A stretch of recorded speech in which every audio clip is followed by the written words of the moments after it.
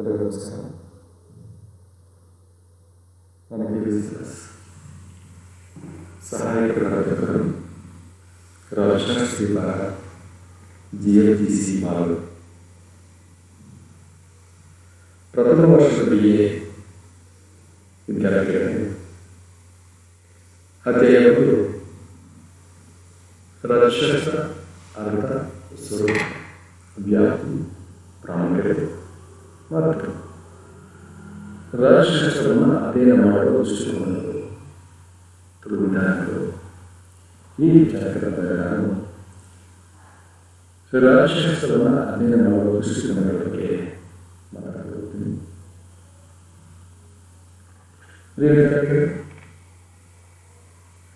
ಸಮಾಜ ವಿಜ್ಞಾನಗಳ ಅತ್ಯಂತ ಶ್ರೇಷ್ಠವಾದ ಅತಿ ಅವಶ್ಯಕವಾದ ಪ್ರಾಮುಖ್ಯತೆ ಹೊಂದಿರತಕ್ಕಂಥ ರಾಜಶಾಸ್ತ್ರ ವಿಶ್ವದ ಗಮನವನ್ನು ಸೆಳೆದುಕೊಂಡಿದೆ.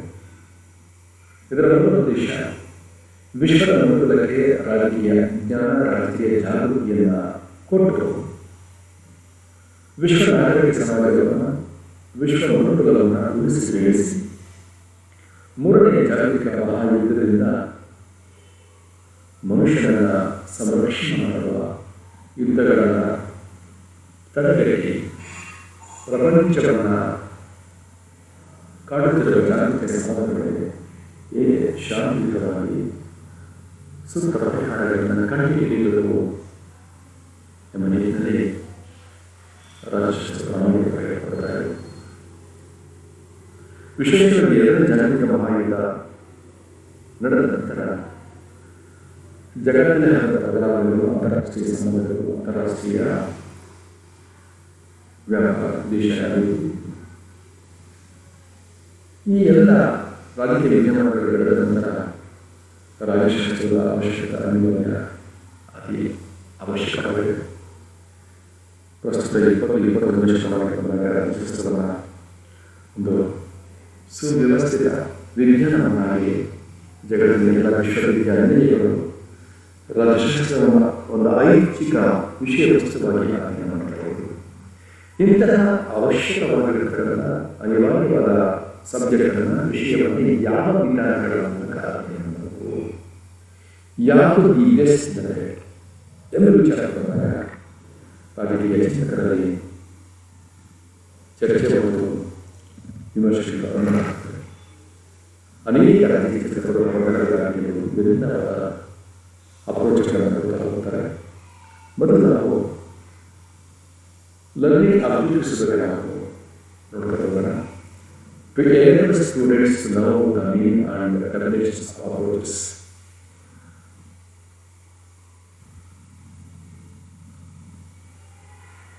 ದೃಷ್ಟಿಕೋನಗಳ ಅರ್ಥ ಮತ್ತು ಅದರ ಒಂದು ವ್ಯಾಖ್ಯಾನಗಳ ಬಗ್ಗೆ ವಿಜ್ಞಾನಿಗಳಿಗೆ ಮನವರಿಕೆ ಮಾಡಬಹುದು. To enable students to know the kinds of approaches to political science. ರಾಜಶಾಸ್ತ್ರದಲ್ಲಿ ಬರತಕ್ಕಂಥ ವಿವಿಧ ಅಪ್ರೋಚ್ಗಳ ಬಗ್ಗೆ ವಿಜ್ಞಾನಿಗಳಿಗೆ ಜ್ಞಾನ ಮಾಡಬಹುದು. ರಾಜಕೀಯ ವಿಜ್ಞಾನದ ಅಧ್ಯಯನಕ್ಕೆ ಈ ವಿಧಾನಗಳು ಯಾವ ರೀತಿ ಬಳಕೆಯಾಗುತ್ತದೆ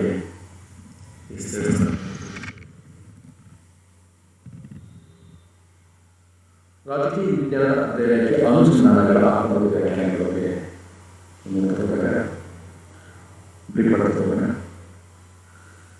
ಹೆಚ್ಚಿನ ಲೇಖಕರು ವಿಜ್ಞಾನ ಮತ್ತು ರಾಜಕೀಯ ವಿಜ್ಞಾನದ ಅಧ್ಯಯನಗಳ ವ್ಯತ್ಯಾಸವನ್ನು ತೋರಿಸುವುದಿಲ್ಲ. ಡಾಕ್ಟರ್ JC ಜೋಹಾರಿ ಅವರು ಮಾತಾಡ್ತಾ ಹೋಗ್ತಾರೆ, ಒಂದು ವಿಧಾನವು ಒಂದು ನಿರ್ದಿಷ್ಟ ವಿದ್ಯಮಾನವನ್ನು ವಿವರಿಸುವ ಒಂದು ವಿಧಾನವಾಗಿದೆ. ಇದರಲ್ಲಿ ತನಿಖೆ ಮತ್ತು ವಿಶ್ಲೇಷಣೆಗೆ ಅಗತ್ಯವಾದ ಪುರಾವೆಗಳ ಸಂಗ್ರಹ ಮತ್ತು ಆಯ್ಕೆಗೆ ಸಂಬಂಧಿಸಿದ ಎಲ್ಲವನ್ನ ಒಳಗೊಂಡಿದೆ.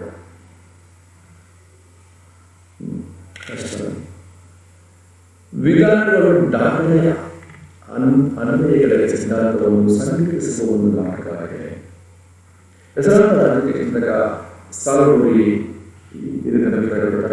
ವಿಧಾನವು ತಾಂತ್ರಿಕ ಸಾಧನಗಳನ್ನು ಸೂಚಿಸುತ್ತದೆ ಮತ್ತು ಡೇಟಾವನ್ನು ಸಂಗ್ರಹಿಸಲು ಮತ್ತು ತಥ್ಯದ ಅಂಕಗಳ ವಿಶ್ಲೇಷಣೆಗೆ ಬಳಸಲಾಗುತ್ತದೆ. ಮತ್ತೊಬ್ಬ ಚಿಂತಕ ವ್ಯಾನ್ ಡೈಕ್ ಅವರ ಪ್ರಕಾರ ವಿಧಾನಗಳು ಸಮಸ್ಯೆಗಳನ್ನು ಆಯ್ಕೆ ಮಾಡುವ ಮಾನದಂಡಗಳನ್ನು ಒಳಗೊಂಡಿರುತ್ತದೆ ಮತ್ತು ದತ್ತಾಂಶವನ್ನು ಪಡೆಯುವ ಮತ್ತು ಬಳಸಿಕೊಳ್ಳುವ ವಿಧಾನಗಳನ್ನು ಒಳಗೊಂಡಿರುತ್ತದೆ. ಹೀಗೆ ಕಡಮಾಡಿಯ ವಿಶ್ಲೇಷಕರ ಚಿಂತಕರು ವಿಧಾನಗಳ ಬಗ್ಗೆ ಆಲೋಚನೆಗಳ ಬಗ್ಗೆ ಅವರ ಹಾದಿಯಲ್ಲಿ ಡೆಫಿನೇಷನ್ಗಳನ್ನು ಕೊಟ್ಟರು ನೋಡ್ಕೋಬಹುದು. ಪ್ರಾಜೆಕ್ಟ್ ಚಿಂತಕರು ರಾಜಶಾಸ್ತ್ರವನ್ನು ಅಧ್ಯಯನ ಮಾಡತಕ್ಕಂಥ ಅಪ್ರೋಚ್ಗಳಾಗ ಈ ಎರಡು ವಿಧಾನಗಳ ಬಗ್ಗೆ ಅವರು ಚರ್ಚೆ ಮಾಡ್ತಾರೆ. ನಾವು ಎರಡು ವಿಧಾನಗಳಲ್ಲಿ ನಾವು ವಿಂಗಡಣೆ ಮಾಡೋದು. The particular scientists evaluate two kinds of approaches. First one, traditional approach. ಸಾಂಪ್ರದಾಯಿಕ ವಿಧಾನ. Number two, scientific approach or modern approach.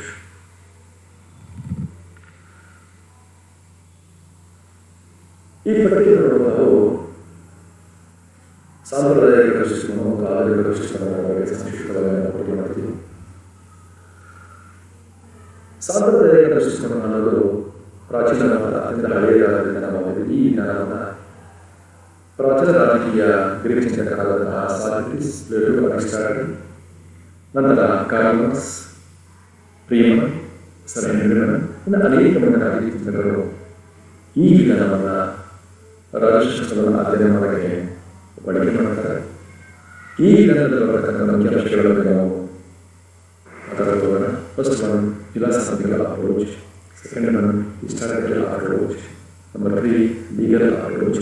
Number 4, institutional approach. ಈ ವಿಧಾನಗಳ ಬಗ್ಗೆ ಮುಂದೆ ಮಾತಾಡೋಣ.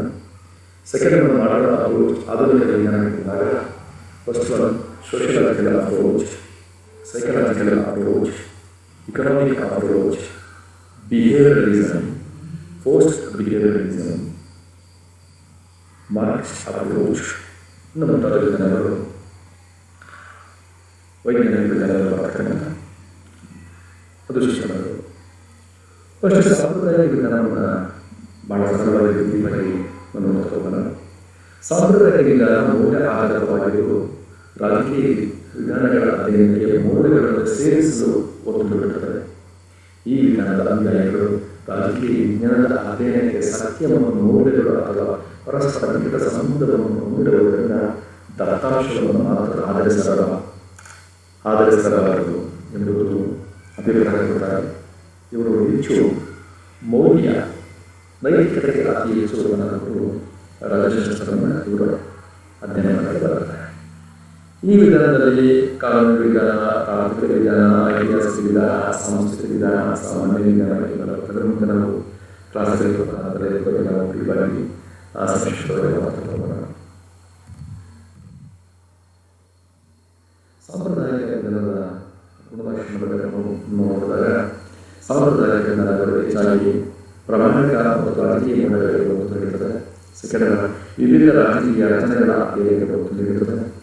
ಸಾಂಪ್ರದಾಯಿಕ ವಿಧಾನಗಳು ಸಂಶೋಧನೆಗೆ ಗಮನ ಕೊಡುವುದಿಲ್ಲ. ಈ ವಿಧಾನವು ಸತ್ಯಗಳ ಮತ್ತು ಮೌಲ್ಯಗಳ ಪರಸ್ಪರ ಸಂಬಂಧ ಹೊಂದಿದ್ದರಿಂದ ರಾಜಕೀಯ ವಿಜ್ಞಾನದಲ್ಲಿ ಅಧ್ಯಯನಗಳು ಎಂದೂ ವೈಜ್ಞಾನಿಕವಾಗಲು ಸಾಧ್ಯವಿಲ್ಲ ಎಂದು ನಂಬುತ್ತಾರೆ. ಸೈಂಟಿಫಿಕ್ ಅಪ್ರೋಚ್ ಬಂದಾಗ ಇದು ಆಧುನಿಕವಾದ ವಿಧಾನ. ಇದು ರಾಜಶಾಸ್ತ್ರವನ್ನು ವೈಜ್ಞಾನಿಕವಾಗಿ ವ್ಯೂಹಾತ್ಮಕವಾಗಿ ನೇರವಾಗಿ ಅಧ್ಯಯನ ಮಾಡಬೇಕಾಗುತ್ತದೆ. ಈ ವಿಧಾನಗಳಲ್ಲಿ ಸ್ವತಂತ್ರಗಳು ಆಧುನಿಕ ರಾಜಕೀಯ ಚಿಂತಕರಾದಂತಹ ಲೇವಿಸ್ಟನ್, ಗ್ರಹಾಂ ವಾಲ್ಸ್,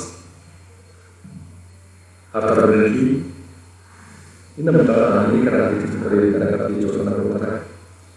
ಆಧುನಿಕ ವಿಧಾನ ಸತ್ಯ ಮತ್ತು ದತ್ತಾಂಶಗಳ ಆಧಾರದ ಮೇಲೆ ರಾಜಕೀಯವನ್ನು ವಿಶ್ಲೇಷಣೆ ಮಾಡುತ್ತದೆ. ಇಲ್ಲಿ ಖಚಿತವಾದ ನಿರ್ದಿಷ್ಟವಾದ ಅಂಕಿಅಂಶಗಳ ಆಧಾರದ ಮೇಲೆ ಸತ್ಯವನ್ನು ರಾಜಶಾಸ್ತ್ರ. ಇಲ್ಲಿ ನಿಖರತೆ ಇರುತ್ತೆ.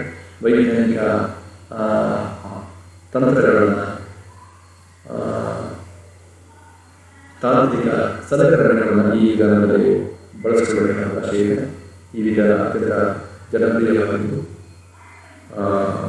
ಇಡೀ ವಿಶ್ವದಲ್ಲಿಯೇ ಇದು ಜನಪ್ರಿಯವಾಗಿರ್ತಕ್ಕಂಥ ವಿಧಾನವಾಗಿದ್ದು ರಾಜಶಾಸ್ತ್ರದಲ್ಲಿ ವೈಜ್ಞಾನಿಕ ಅಡಿಪಾಯವನ್ನು ತಳಹದಿಯನ್ನು ಈ ವಿಧಾನ ಪ್ರಯತ್ನ ಮಾಡುತ್ತಿದ್ದಾರೆ ಅಂತ ಪ್ರಕಾರ ಈ ವಿಧಾನದ ಮುಖ್ಯವಾದ ವಿಧಾನಗಳು ವರ್ತನ ವಿಧಾನ, ಉತ್ತರ ವರ್ತನ ವಿಧಾನ, ಮತ್ತು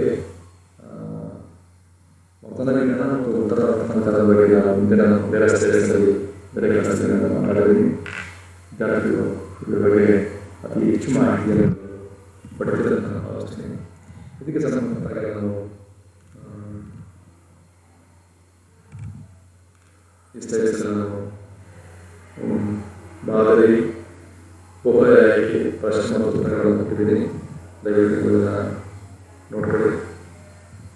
ಒಂದು ಕಾಲೇಜು ಕ್ಲಾಸ್ ಆದಮೇಲೆ ಮತ್ತಷ್ಟು ಈ ವಿಚಾರಗಳನ್ನು ನಾವು ಸಂಕ್ಷಿಪ್ತವಾಗಿ ಸುದೀರ್ಘವಾಗಿ ಮಾತಾಡ್ತಾ ಹೋಗೋಣ. ವಿದ್ಯಾರ್ಥಿಗಳು ಈ ವಿಡಿಯೋಗಳನ್ನು ನಡೆಸಿಕೊಂಡು ಪರೀಕ್ಷೆಗಳು ಕೂಡ ರೆಡಿಯಾಗ್ತಾರೆ.